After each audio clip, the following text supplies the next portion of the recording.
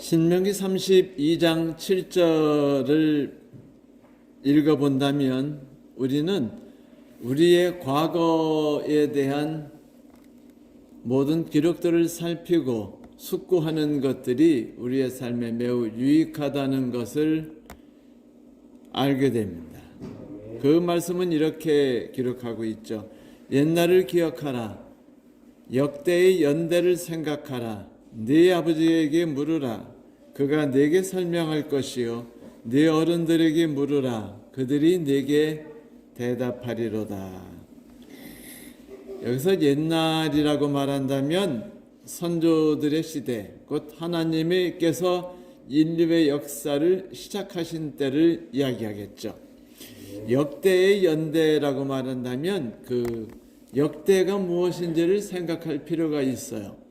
역대라고 말한다면 역대라는 것은 그 한 사람이 태어나서 죽을 때까지의 기간 혹은 몇 세대가 특정한 그 목적과 그 공통성을 가지고서 구성되어졌기 때문에 그들 몇 세대를 하나로 묶어서 생각할 때, 이럴 때 우리는 역대라고 말합니다. 역대의 연대라고 말한다면 성경에서 하나님께서 기록하신 그 특정한 사람들의 이야기를 들을 수도 있고요. 또 묶어서 본다면 아브라함과 이삭과 야곱, 그들의 이야기를 묶어서 우리가 그 역대의 연대라고 볼 수 있겠습니다. 그것이 옛날이든 역대의 연대이든 그 모든 이야기들은 한 가지를 공통적으로 보여주고 있어요. 그것은 곧 하나님께서 우리를 돌보신다는 것, 그분께서 우리를 인도하신다는 것입니다. 그런데 물론 하나님이 우리를 인도하심이라는 것이 우리의 인생의 마음에 별로 들지 않는 게 정상이죠.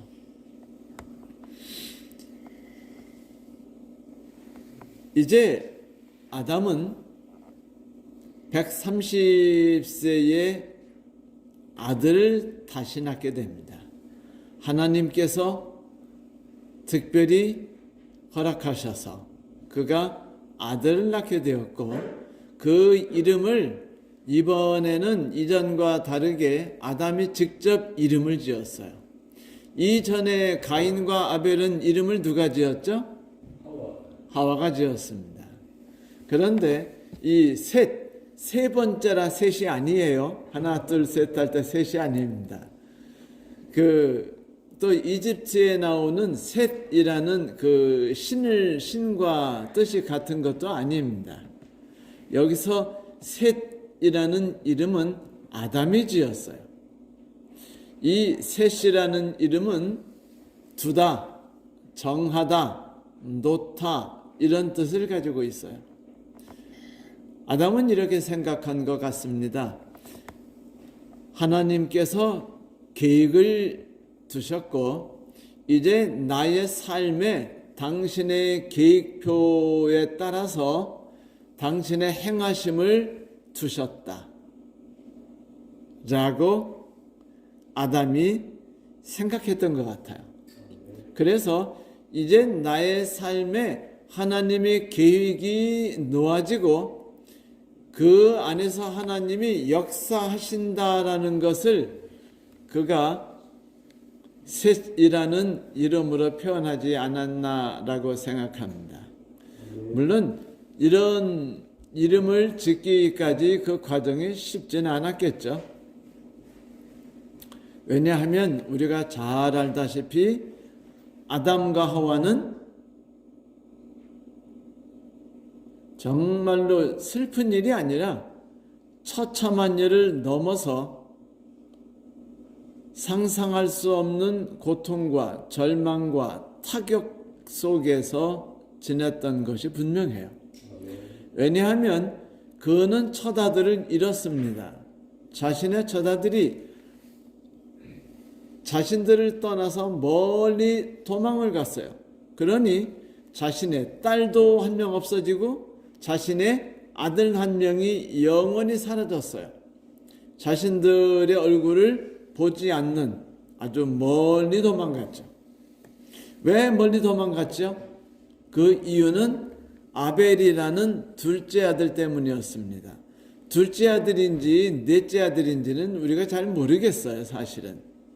왜냐하면 성경에서 족보를 기록할 때는 그가 난 자식들을 모두 다 기록하지 않고 기록할 의미가 있고 하나님께서 이 이름의 의미와 그가 살아간 행적들을 기록할 필요가 있을 때 그의 이름을 적기 때문입니다. 생각해 보세요. 아담이 130세 때 셋을 낳았으면 그 전에 딸들도 낳겠죠.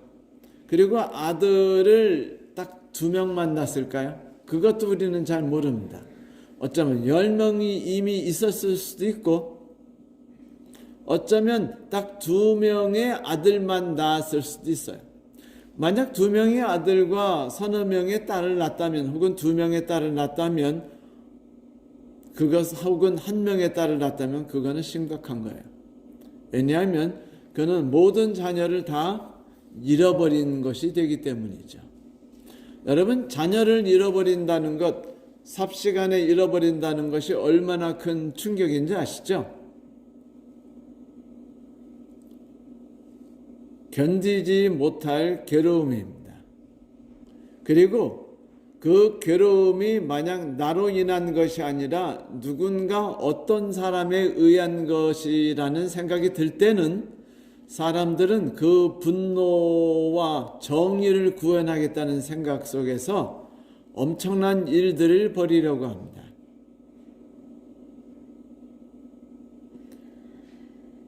그것이 바로 그 세월호가 그랬고 이태원 참사가 그랬고 그리고 그 어린이 통행 보도가 그랬고 이 모든 것들이 왜 법들을 만들죠? 그런 일들이 지나가면 물론 정치적인 그 욕심도 거기에 들어있는 것을 부인하지는 않습니다. 정치인들은 한 명도 선한 사람이 존재하지 않으며 우리가 생각하는 선하고 훌륭한 사람들은 절대로 정치에 뛰어들지 않는다라고 미국의 유명한 그 학자가 이야기한 바 있어요.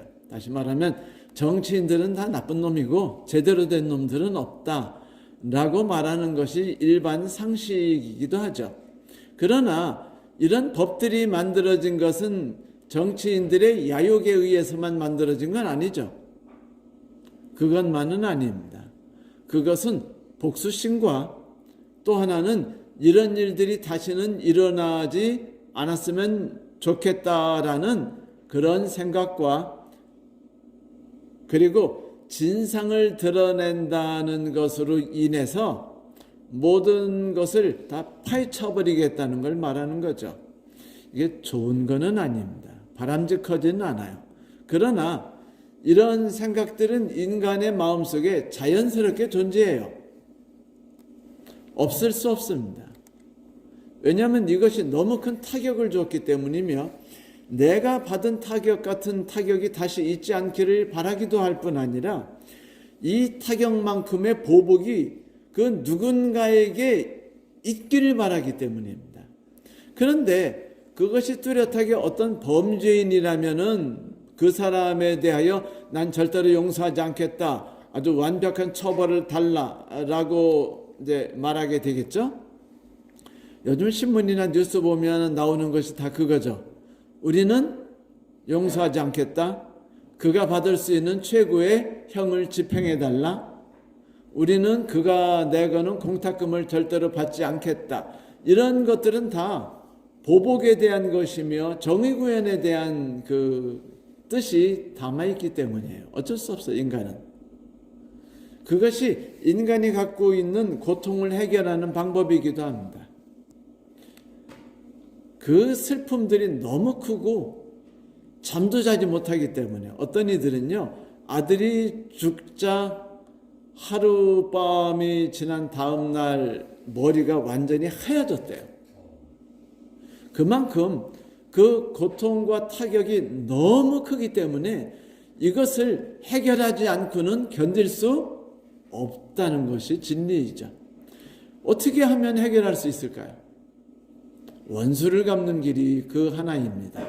두 번째, 이런 일이 다시 있지 않도록 제도를 통해서 무언가가 좀 잘 만들어지도록 하는 것도 또 하나의 일이죠.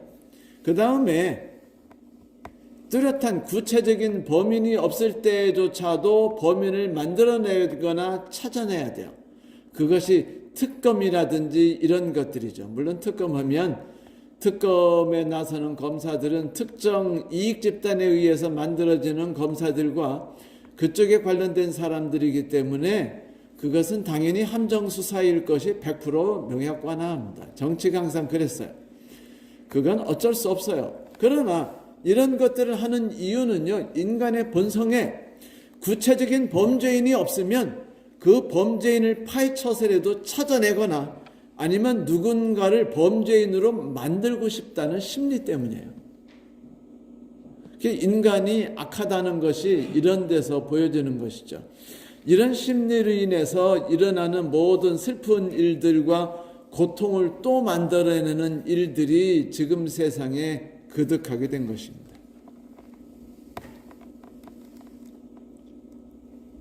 욥 역시 그 고통에 빠졌어요. 욥은 욥기 3장에 말하기를 내가 태어난 날이 없어져 버렸으면, 그날이 흑암으로 빽빽했으면, 내가 태어났는데 죽어서 났으면, 사산됐으면, 왜 내 어머니가 나를 낳고서 나를 무릎에 안으셨던가 하고 고통을 부르짖어요. 이유는 뭐였죠? 자식이 죽은 것 때문이었습니다. 그리고 자기가 꿈꾸는 나은 세상, 아주 가치 있고 아름다운 세상을 꿈꿨는데 그게 다 무너졌기 때문이에요. 욥이 꿈꿨던 세상이 뭐죠? 자식들과 함께 멋진 교회를 만들어서 함께 예배드리고 함께 신앙 안에서 자라나는 것입니다. 그리고 또한 세상적으로도 잘 사는 거예요. 모든 그리스도인 역시 똑같은 꿈을 갖고 있어요. 두 가지 꿈이죠. 목사들이 꾸는 꿈과 똑같아요. 첫째 아들은 목사, 둘째 아들은 의사. 똑같이 모든 교회도 모든 그리스도인들도 동일한 꿈을 가지고 있습니다. 그 중에 하나는 신앙에서 완벽한 가정을 갖고 싶다. 두 번째는 재정이나 삶의 풍요로움에 있어서 완벽한 가정을 갖고 싶다. 이 두 가지 꿈입니다. 이 두 가지 꿈들은 인간이 다 갖고 있는데 욥도 역시 자신이 그 모든 걸 다 이뤘다고 생각했기 때문에 감사했고 만족했었어요. 그런데 하나님은 그 모든 것을 다 짓밟아 버리셨죠. 자녀들을 다 죽이셨어요. 재산을 다 빼앗으셨습니다. 그리고 욥을 천하의 악인으로 만들어 버리셨어요. 그러다 욥이 감사했나요? 행복했습니까? 아니요. 만약 감사하거나 행복하다고 말한다면 그것도 비정상일 수 있어요. 당장 그는 잠을 못 이루는 게 정상이고 고통스러워하는 게 정상이고 분을 못 이기고 슬픔에 못 이기는 것이 정상이에요. 그런데 욥이 지금 그 고백을 한 겁니다. 사람들은 말하기를 욥기 1장과 2장을 통해서 그래도 욥은 신앙을 굳게 지켰다. 아내가 하나님을 욕하고 죽으래도 그가 말하기를 어리석은 여인이여라고 말했다라고 말하지만 성도 여러분, 아니에요. 욥은 3장에 보면은 본성이 다 드러납니다. 그는요, 자신이 꿈꿨던 모든 세상이 무너진 거에 대해서 너무 분노했어요. 너무 좌절했습니다. 하나님이 자기 편이 아니라는 것, 정부가 자기 편이 아니라는 것, 동네 사람들이 자기 편이 아니라는 것, 나아가서 자기 아내가 자기 편이 아니라는 것이 3번의 사고들과 그리고 4번의 네 번째 고통과 아내가 준 타격에 의해서 다 무너져 버렸어요.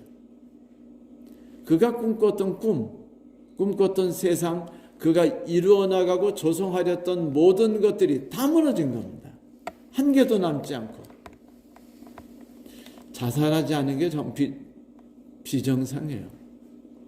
욥은 그토록 큰 고통에 빠졌습니다. 그러므로 욥기서 3장부터 욥기서 40장 가까이 보면은 욥은 거의 하나님에 대한 신앙을 잃어버렸고, 내가 잘못한 게 뭐며 하나님이 잘하신 게 뭐냐고 끝까지 대들고 싸웁니다. 세 친구들과 함께. 그는 세상 사람들이 볼 때 욥은 절대로 그리스도인이 아니라고 느껴질 정도까지 완전히 자신의 본성을 드러냈어요. 그렇다면 처음에 아내한테는 어리석은 여자애라고 왜 말했을까요? 그건 기다린 거죠. 그래, 하나님이 이틀은 하셨더라도 사흘째면은 욥아, 너 참 고생했다. 네가 신앙을 잘 유지했구나. 너한테 축복을 더해주마. 뭐 이렇게 해주실 거라고 생각했겠죠. 죽은 아이들을 되살려주마. 잃었던 재산을 다 되살려주마.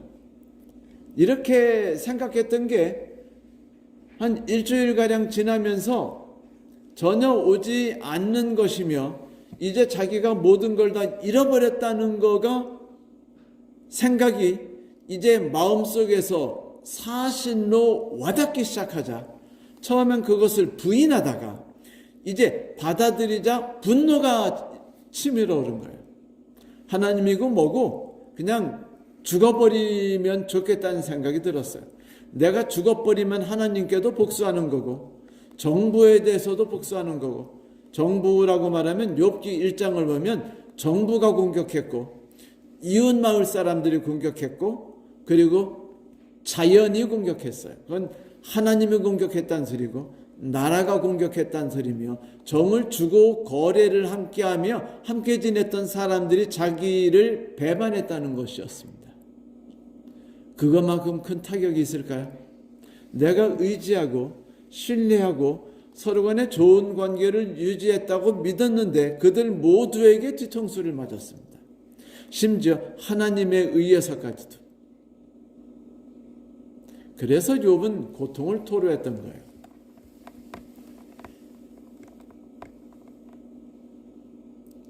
그래서 욥기가 2장까지로 끝나지 않고 그 길고 긴, 엄청나게 긴 책으로 구성된 것입니다. 그러면 우리는 욥기서를 통해서 뭔가 하나 생각할 수 있어요. 참 하나님의 생각과 인간의 생각이 얼마나 다르냐 하는 것이죠. 여러분, 인간들은요 항상 더 나은 세상을 꿈꾸죠. 그래야 안 그래요? 오늘도 열심히 그 전략하고 허리띠를 조아매는 이유가 왜 그렇습니까? 왜 불 때는 거 1도와 2, 3도를 더 낮추고 집에서 따뜻한 옷들을 왜 입습니까? 돈을 모아가지고 좀 더 나은 삶을 살아가려고 꿈꾸는 거 아니에요? 그래서 적금을 들고 저축을 하고 그리고 자꾸 유튜브를 통해서 나는 이렇게 부자가 됐다라는 것들을 자꾸 읽고 자녀들에게도 그런 방법들에 대해서 알도록 권면하는 이유는 우리 모든 사람들은 더 나은 삶을 향해 나가고 싶은 본성이 있기 때문이에요. 그런데 하나님은 그렇지 않으신 것 같아요. 여러분, 인간이 풍성한 삶에서 그 모든 것을 잃어버린 상태로 쫓겨난 겁니까? 아니면은 죄진 상태에서 이전에 갖고 있던 것을 그대로 갖고 내려왔나요? 다 잃어버렸죠. 에덴 동산에 있는 모든 풍성함과 모든 풍요로움들, 충만함들을 다 뺏겼습니다. 그렇다면 성도 여러분, 하나님은 왜 풍요로움과 충만함, 풍성함을 왜 다 뺏으셨을까요? 왜 뺏어서 내쫓으셨을까요?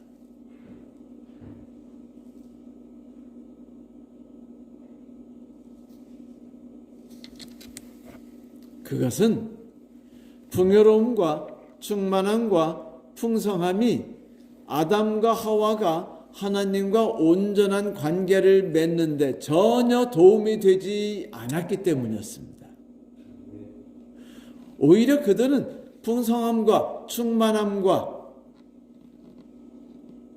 모든 것들이 갖춘 곳에서 하나님을 부인했고 하나님을 거절했으며 하나님을 떠났어요.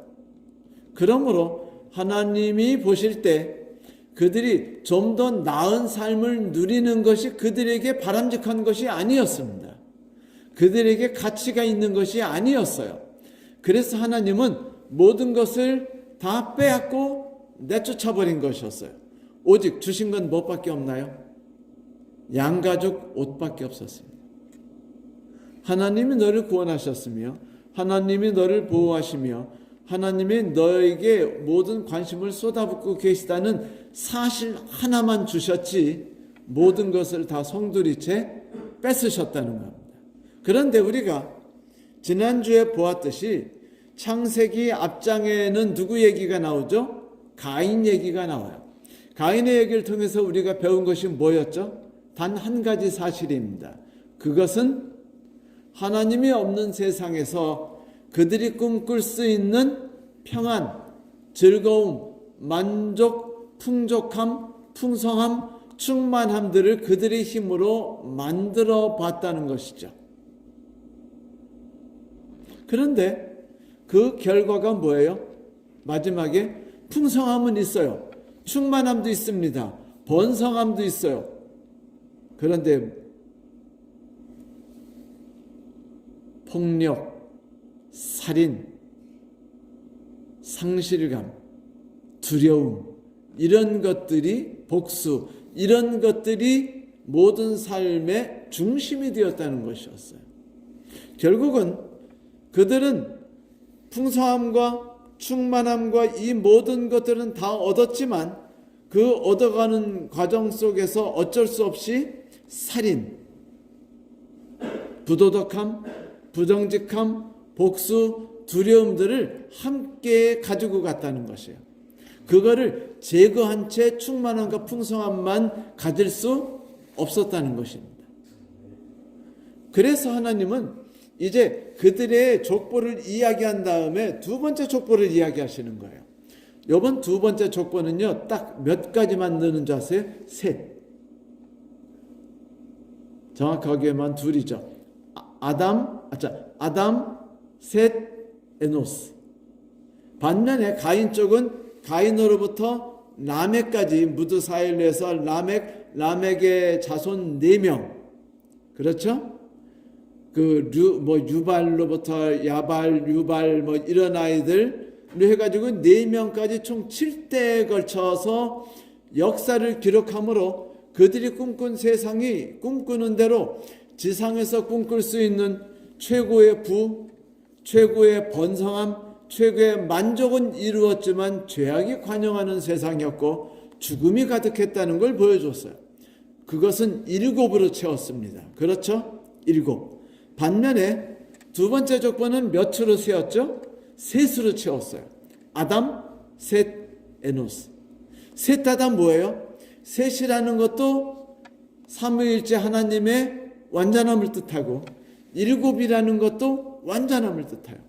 인간들이 인간의 힘으로 꿈을 완벽하게 이룬 완전함과 하나님께서 만드시는 삶 속에서 완전함을 지금 4장 족보는 비교해 주는 겁니다. 자, 그러면 비교라는 것을 우리가 어떻게 느낄 수 있는가? 답은 셋과 에노스에서 할 수 있어요. 셋이란 뜻은 하나님이 주시다라는 것이죠. 하나님이 뭐요? 정해 주셨다. 하나님이 아담과 하와의 삶의 모든 계획 속에 당신의 뜻을 두셨다. 그들 삶을 간섭하셨다는 것이죠. 아니, 아담과 하와는 이제 뭐를 깨닫게 됐냐면 가장 중요한 거 하나를 깨달았어요. 그건 뭐냐면 인간이 얼마나 허무하다는 것. 인간이 노력하고 도덕적으로 살든 종교적으로 살든 최선을 다해 살든 그 모든 것들은 결국은 허무하며 아무것도 없다는 것이며 의미가 없다는 것입니다. 아무리 윤리적으로 살더라도, 아무리 정직하게 살더라도, 아무리 열심히 산다 할지라도 그 모든 것은 의미가 없어요. 그것을 시편 90편에서 모세는 말하죠. 뭐라고 말했죠?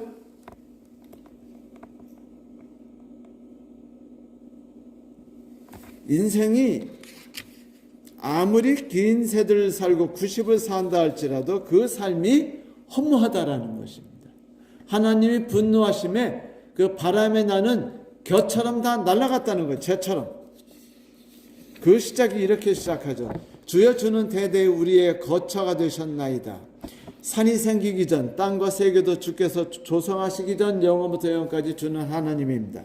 여기까지는 뭘 말하냐면 하나님이 결국은 우리의 삶의 거처가 된다는 거예요. 여기엔 풍성함이 존재하지 않습니다. 그런 얘기 안 해요. 그 다음에 3절부터 7절에 인생을 이야기합니다. 주께서 사람을 티끌로 돌아가게 하시고 말하기를 너의 인생은 돌아가라 하셨으니 주의 목전에는 천년이 지나간 어제 같으며 밤의 한순간 같을 뿐입니다. 주께서 그들을 홍수처럼 쓸어가십니다. 저들은 잠깐 자는 것 같은데 아침에 도는 풀 같습니다. 풀은 아침에 돋아서 피어서 자라나는데 저녁에 시들어 버립니다. 무슨 소리예요? 태어났어요. 꽃을 핍니다. 화려하게 자랐어요. 이파리를 피고 아름다움과 화려함과 건강함을 다 자랑했는데 끝이 뭐예요? 시들어 버리는 거예요. 우리는 주의 노에 소멸되며 주의 분내심에 놀라나이다. 이게 모세가 말한 것입니다. 그러므로 그는 말하기를 주여 우리에게 주를 지혜를 주사 우리가 인생을 계수하는 법을 좀 알려주세요라고 말합니다. 인간이 꿈꾸는 번성, 인간이 꿈꾸는 더 나은 삶, 인간이 꿈꾸는 더 좋은 교회, 하나님께서는 관심이 없으시다는 거예요. 그래서 하나님께서는 아름다운 에덴 동산에서 그 풍요롭고 완벽하고 충만함이 있는 가득한 곳에서 아담과 하와를 내쫓아 버리신 겁니다. 왜? 모든 걸 잃어버려야 인간이 할 수 있는 것이 아무것도 없다는 것을 처절하게 깨달아야 비로소 누구를 의지하는 것을 배울 수 있기 때문에 하나님을. 그래요. 아담은 처음에 가인을 낳았어요. 내가 드디어 하나님이 나에게 아들을 주셨다. 이 아들로 우리는 새로운 삶을 꾸며 나갈 거야 라고 말했죠. 그런데 살다가 인생이 허무하구나 라고 말하며 아벨을 낳았습니다. 그래서 허무하다고 말했어요.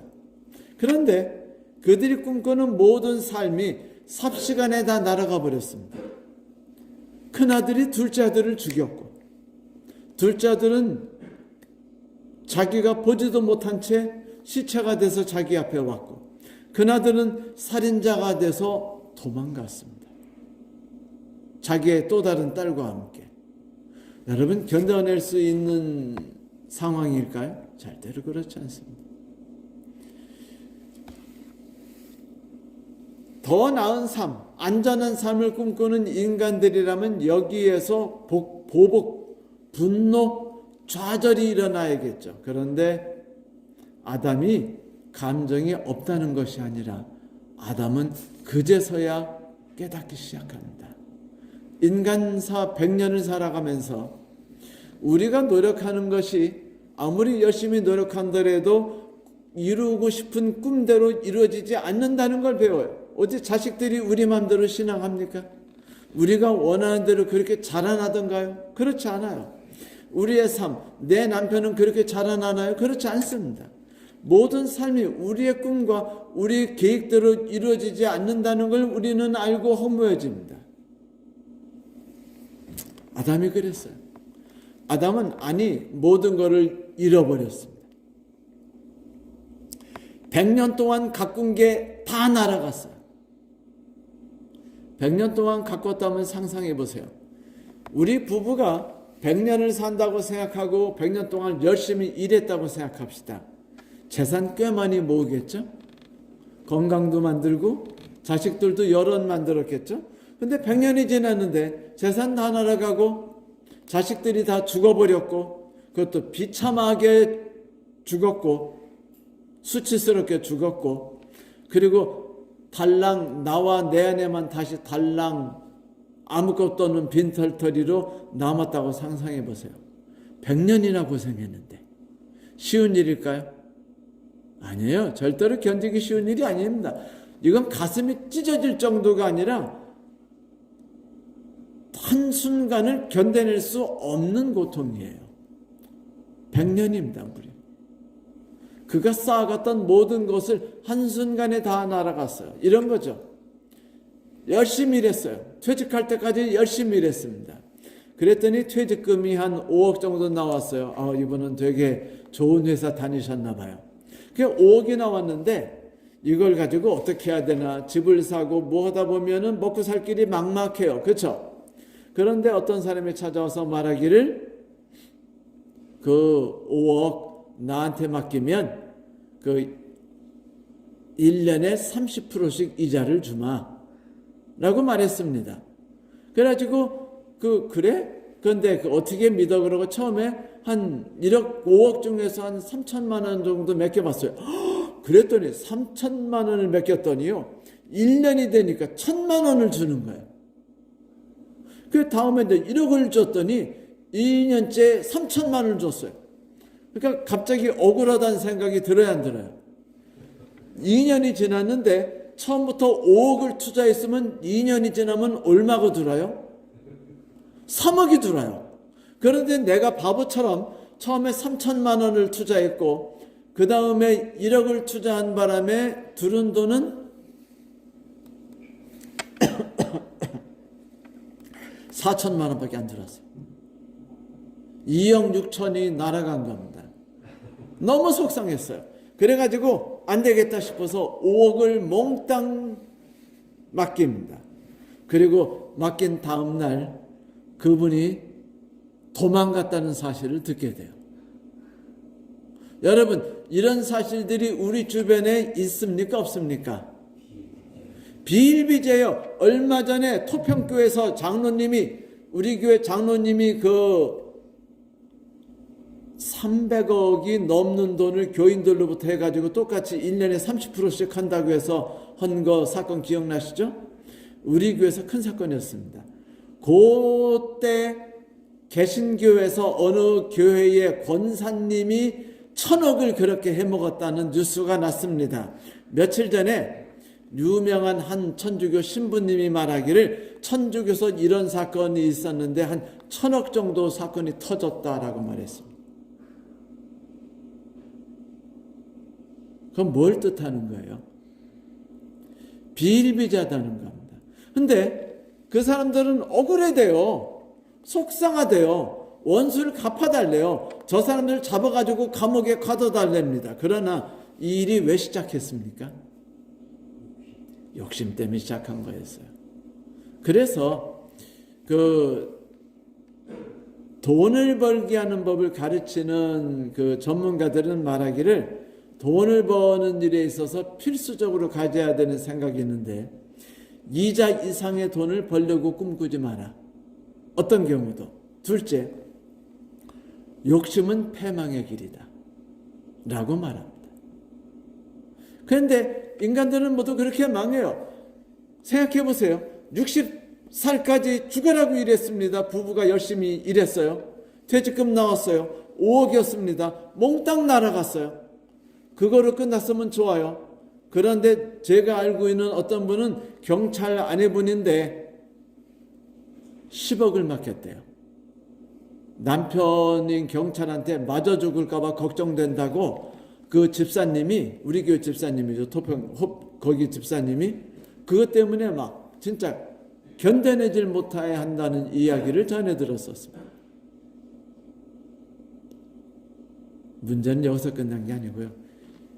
빚까지 져가지고 맡겨요. 자기 돈만 맡기지 않습니다. 빚을 져가지고 맡기니까 문제가 되는 겁니다. 이렇게 되면 정말로 진짜 이거는요 머리가 완전히 그냥 텅 빈 상황으로 가죠. 성도 여러분, 아담이 지금 그거를 당한 거예요. 욥이 그거를 당한 겁니다. 하나님이 가장 사랑하시는 이 아닙니까? 그런데 왜 하나님은 가장 사랑하시는 이들에게 항상 번성함과 번창함을 주지 않고 왜 고통을 주시나요? 하나님은 왜 아담을 에덴 동산에서 내쫓으셨죠? 그런데 아담이 열심히 해가지고 뭔가 벌어놓고 자식도 좀 몇 명 낳고 해가지고 뭔가 좀 가꿀 만하다 싶으니까 다 잃어버리게 하셨어요. 그랬죠. 그때 아담과 하와가 뭘 느꼈겠습니까? 허무하다는 겁니다. 뭐를 의지하면 안 된다는 걸 배우죠? 인생을 의지하면 안 된다는 것을 배웠어요. 그제서야 그는 비로소 양가죽 옷을 입힌 하나님을 다시 한번 생각하게 되죠. 그리고 이름을 셋이라고 칩니다. 셋이란 건 뭘까요? 나는 이제 새로 시작하는 거야. 새로 열심히 일해가지고 재산을 다시 일군다는 것이 아니라 다시 열심히 내가지고 한 10명의 자식을 낳는다는 것이 아니에요. 그래서 아담의 족보는요, 셋 하나만 기록합니다. 누구만 기록해요? 셋 하나만. 한 명만 낳겠습니까? 아니죠. 많이 낳았을 거예요. 그런데 왜 한 명만 기록했을까요? 그것은 셋이 새로운 시작이었기 때문입니다. 이제까지는 나의 힘으로 시작해서 꿈꾸는 세계였다면 그 모든 걸 완전히 포기하고 하나님께서 두신 뜻이 내 안에서 활동하기 시작하는 새로운 삶이 시작되었다라는 것을 그가 고백하는 거예요. 그러자 셋은 아들을 낳는데 아들 이름을 에노스라고 줬습니다. 에노스는 사람이란 뜻을 또 있고요. 또 하나는 뭔지 아세요? 연약함, 부스러지기 쉬운 인간이라는 소리입니다. 그래서 셋은 아들을 지면서 뭐를 의지하지 말자고 다짐하는 거예요? 사람을 의지하지 말자. 인간이 여기 이 땅에서 인간이 이 땅에다가 뭐를 두지 말자? 뜻을 두지 말자는 것을 자꾸 마음에 두게 된 것입니다. 그래서 족보가 에노스까지 이르면서 끝내버렸어요. 그리고 에노스 때 뭐라고 말합니까? 마지막에 그제서야 사람들이 여호와 하나님의 이름을 불렀더라라고 말합니다. 성경에 하나님을 이름을 부른다는 이야기는 많이 나와요. 아브라함이 그 가나안으로 이사 와서 첫 번째 한 일이 여호와의 이름을 불렀더라라고 창세기 12장에 말합니다. 성경 요엘서에 보면은 그러므로 누구든지 여호와 이름을 부르는 자는 구원을 얻으리라라고 말합니다. 이 이야기로 인해서 사도행전에서 베드로가 말하기를 누구든지 주의 이름을 부르는 자는 구원을 얻으리라라고 말했고, 사도 바울도 로마서 10장에 말하기를 그런즉 누구든지 주의 이름을 부르는 자에게 그는 구원을 받으리라는 이야기를 해요. 그래서 주의 이름을 부른다는 이야기들이 계속 반복됩니다. 주의 이름을 부른다는 건 두 가지 의미가 있겠죠. 첫 번째는 예배를 드린다. 누구처럼? 아브라함처럼. 두 번째는요, 내가 세상의 뜻을 두지 않고 오직 하나님께서 나의 삶의 미래이며 나의 삶의 전부이며 나를 구원하실 수 있고 나에게 미래를 주실 수 있는 그것이 진정한 구원 아닙니까? 우리가 꿈꾸는 미래가 이루어진다는 것이 구원 아니에요? 그것을 이루어 주신다는 것을 그는요, 에노스 때에서 이루어집니다. 그래서 족보를 아담, 셋, 에노스로 끝내버린 거예요. 딱 3명만 적었습니다. 인간, 죽을 수밖에 없는 존재, 아무것도 없는 가치가 없는 존재, 깨지고 싶고 약하고 슬피고 고칠 수 없는 병든 존재라는 걸 인간들이 깨달아야만 비로소 인간들이 온전한 삶을 산다는 거죠. 재미난 얘기 하나, 천국에서 나온 이야기인데 하나 이야기를 들려드릴게요. 한 사람이 천국에 갔습니다. 천국에 갔더니 입구에서 항상 지키는 분이 있죠. 누구죠? 우리가 잘 알잖아요. 베드로님께서 거기서 이렇게 지나가는데 잡아요. 그런데 잠깐만 기다리세요. 그 천국에 오신 걸 환영합니다만 여길 지나가시려면 좀 절차가 있습니다.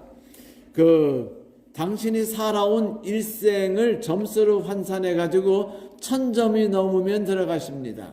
라고 말해요. 1000점이요? 뭐 그 정도야 제가 못하겠습니까? 라고 말해요. 자, 이제 점수에 보탬이 되는 이야기를 한번 해주시겠습니까? 했더니 저는 30년 동안 선교기관에서 일했고 거기 지도자였고 많은 선교사를 해외에 파송했습니다. 그랬더니 그래요? 정말 대단하시네요. 1점 드리겠습니다. 그것밖에 안 됩니까? 저는요 결혼했어요. 충실한 가장으로 한 여자와 결혼해가지고 신앙 안에서 무려 40년 동안 한 번도 싸우지 않고 잘 살았고 아이들도 훌륭히 키워서 목사, 교수, 의사가 됐습니다. 그리고 교계에서 사회에서 아주 존경받는 위치에 있습니다. 정말 훌륭하시군요. 1점 또 드리죠. 정말입니까? 이게 당황했어 이제. 2점이라고요? 정말 모를 일이군요. 제가 2점밖에 없다니. 그래서 생각해봤더니 어떤 짓을 해더라도 점수 1000점 만들기가 불가능한 거예요. 그러다 이 사람이 제가 지난 60년 동안 하루도 빠지지 않고 한 안식을 주일이죠. 한 주일도 빠지지 않고 교회 갔습니다. 새벽 기도도 한 번도 안 빠졌고요. 작년부 성경 공부를 인도했죠. 당신은 정말 훌륭하신 분이고 1점 추가하죠. 3점. 그러다 이 사람이 정신이 나가버렸어요. 그리고는 어쩔 줄 몰라도 한숨을 내쉬고는 말했습니다. 이제 겨우 3점이군요. 그럼 제가 어떡하죠? 점수를 보탤 만한 어떤 것도 없는데. 그리고는 갑자기 그냥 막 울며 소리 지르는 겁니다. 예수님 전 어떻게 하면 좋아요? 그러자 베드로가 말하기를 예수님을 부르셨습니까? 그렇다면 1000점입니다. 합격입니다. 들어가세요 라고 말했다. 이 사람이 놀라가지고 오한이벙벙했다라는 그런 우스갯스러운 이야기가 있습니다. 베드로가 웃으면서 이야기한 건 바로 그거였대요. 이 세상에 자기의 의와 공로로 온전한 삶을 이룰 존재는 없다라는 것이죠. 성도 여러분, 창세기 4장을 읽을 때는 우리는 항상 두 가문을 살펴야 됩니다. 완벽한 가문이죠. 하나는 이 땅에서 완벽하게 성공한 가인의 가문 7대, 또 한쪽은 3대, 하나님의 뜻 안에서 인간의 꿈으로 이 세상을 살아가라는 걸 모두 놔버렸을 때 드디어 하나님께서 그의 삶 속에서 일을 시작하는 것을 깨닫고 하나님을 의지하기 시작한 사람들의 3대. 인간은 아무것도 아니다. 인간이 꾸는 계획들은 언제나 무너질 수 있다. 그러므로 우리가 의지할 일은 오직 하나님밖에 없다라고 말하는 사람들의 3대. 이 3대를 창세기 4장에서 나란히 적은 이유는 한 가지 목적 때문입니다. 창세기 1장, 창세기 2장, 창세기 3장에서 거듭 말하듯이 오직 하나님과 관계를 맺는 인간만이 인간다운 삶을 그리고 비로소 살아갈 수 있다라는 걸 말하는 것이죠. 그러니 여러분 버리십시오. 안 버리면은요 사고로 이를 수 있습니다. 사고로 이르실래요? 아니면 쌓아가면서 느끼는 보람과 행복과 만족을 버리시겠습니까? 그것이 바로 성경에서 말하는 대로 이거죠. 내가 반석을 하나 두노니 누구든지 반석 위에 떨어져서 깨져버리면 좋거니와 그렇지 않는다면 반석이 그 위에 떨어져서 그 돌을 가루를 내리라 라고 예수께서 하신 말씀. 여러분, 어떤 쪽을 선택하는 것이 좋은지는 우리는 잘 알고 있죠. 네, 아담의 비참했던 인생을 생각하십시오. 그리고 이것이 인생이라는 사실을 기억하십시오. 인생을 열심히 살아가실 때 이곳에 너무 큰 마음과 뜻을 두지 마십시오. 하나님께서 이끄시는 삶을 따라가겠노라고 결심하고 살아가시기 바랍니다. 아멘. 그렇게 될 때 우리는 창세기 5장부터 되는 또 다른 족보로 들어가게 되겠습니다. 오늘 말씀 마치겠습니다. 감사합니다.